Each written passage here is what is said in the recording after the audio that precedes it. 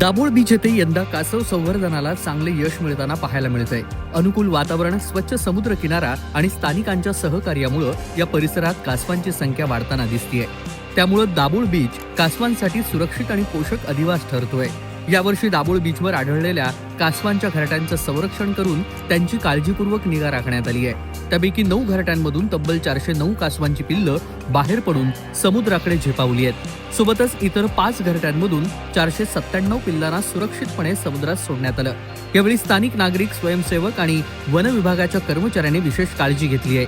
कासवांची अंडी घातल्यानंतर ती सुरक्षित राहावीत यासाठी घरट्यांभोवती संरक्षक जाळी लावण्यात आली होती।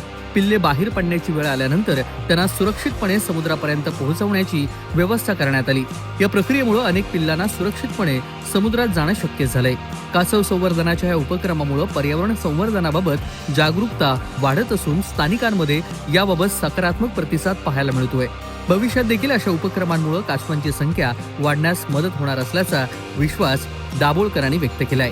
कोकण कट्टा न्यूज, दाभोळ, रत्नागिरी। कोकणातील प्रत्येक घडामोडींचे लाईव्ह अपडेट पाहण्यासाठी आताच कोकण कट्टा न्यूजच्या सर्व सोशल मीडियाच्या प्लॅटफॉर्मला लाईक, फॉलो आणि सबस्क्राईब करा।